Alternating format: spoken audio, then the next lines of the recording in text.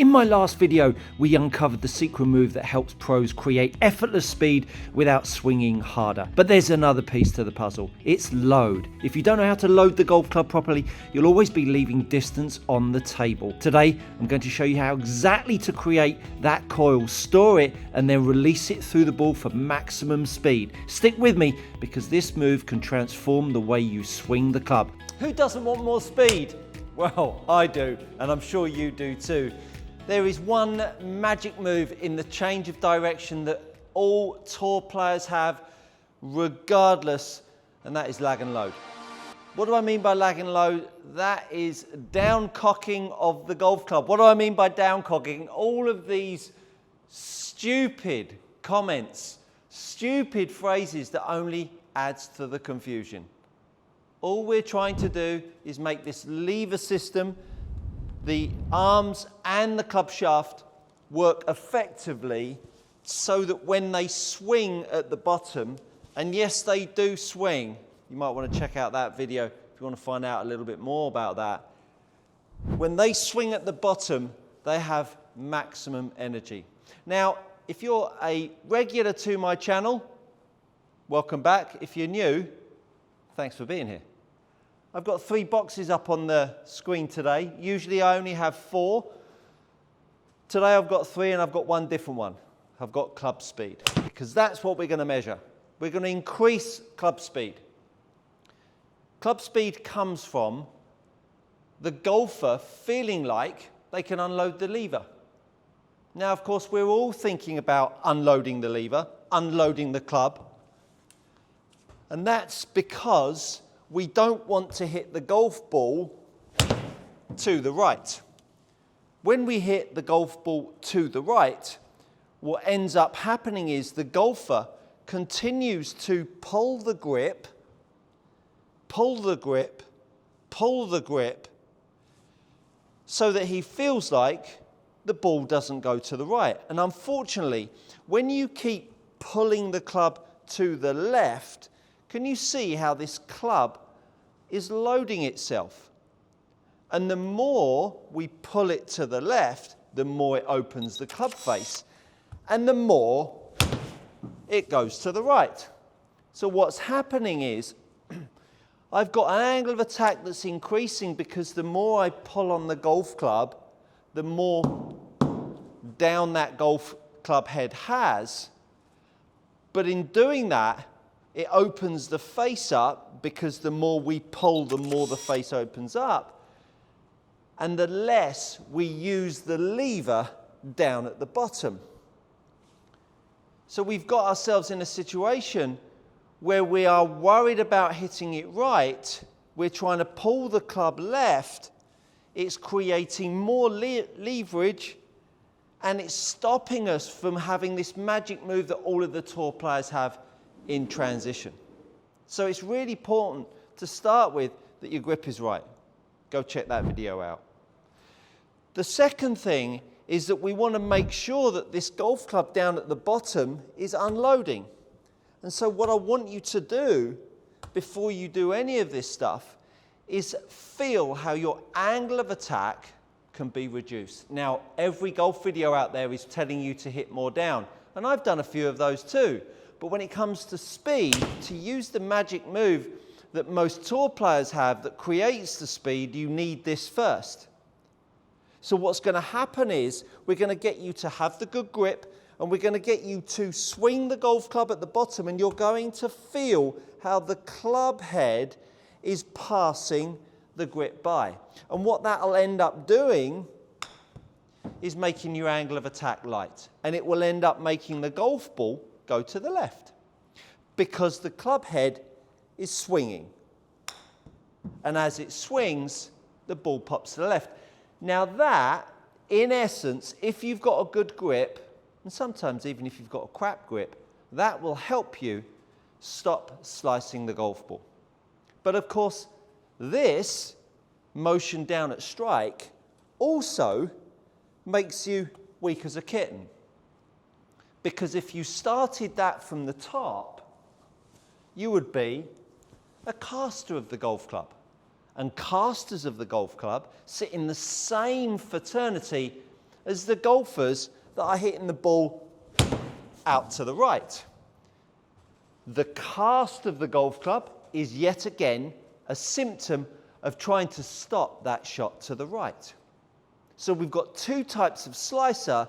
That's the reason why you've got no speed and you can't encourage more speed, because your ball keeps on blasting itself down the right, and it's so frustrating.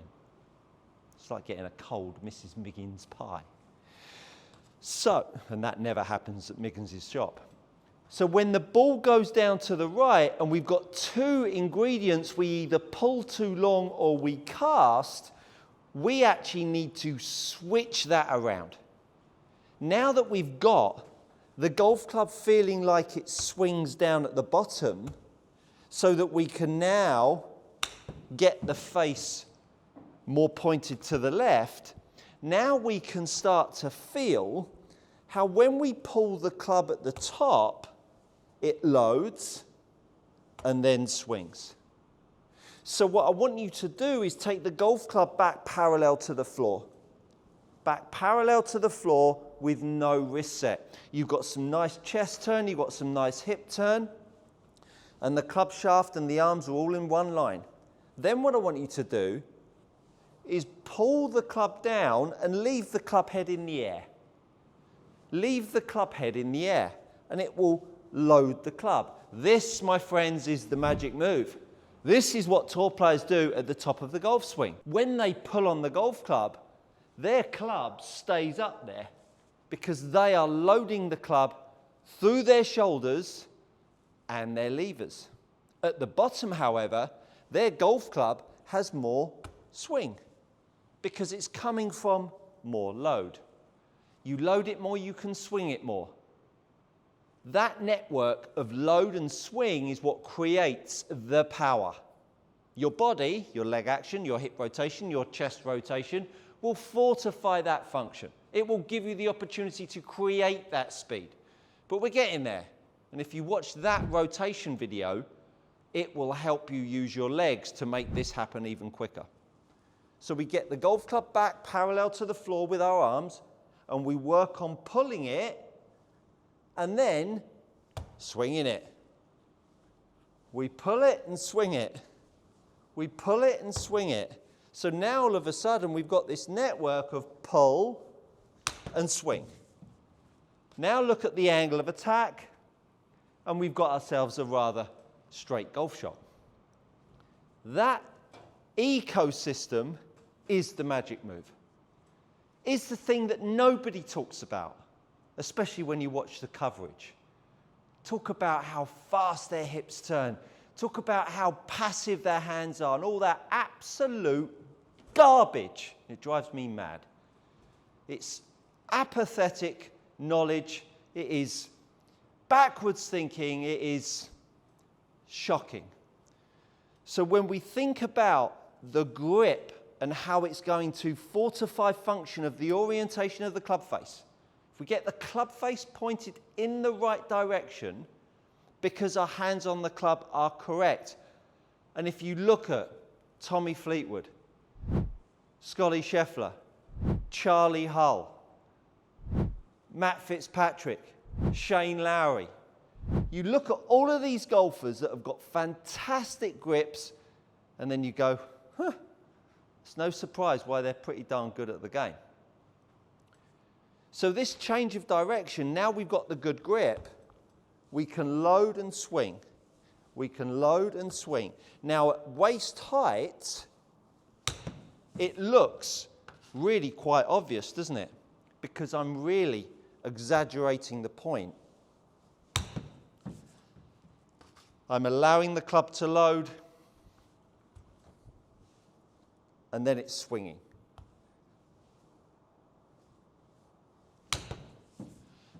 And so someone, I can't remember who it was, talked about a skier on the back of a boat and the lever doesn't slow down.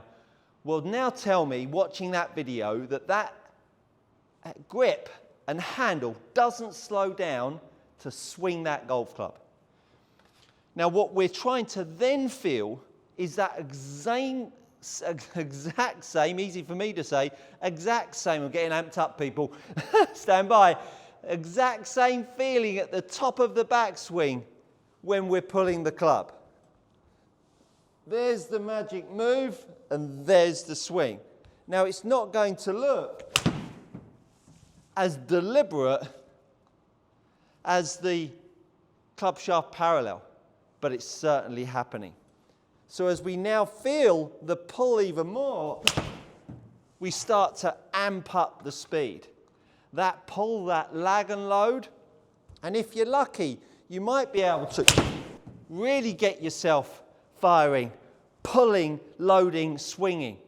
Angle of attack down, face to path value, 0. Face to path is the bend in the sky, how much your club face is either open or closed to your path line. And as close to 0 or negative, we'll see the ball bend.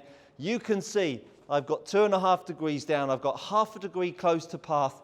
I'm pulling, which is loading, and I'm swinging, which is giving me the energy. That ecosystem can only work around a well-orientated club face, which only comes from a good grip.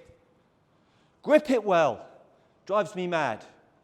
When you grip it well, you will be able to use your levers, which will allow you to use your feet, use your pelvis, use your chest. Over and out. Are you tired of paying too much for your premium leather golf gloves? Head over to gxgolfgloves.com. These are gloves tried and trusted by elite amateurs and tour players alike. Enter my code GOODCOACHING to receive 10% off your next order. Go try them out, you won't be disappointed.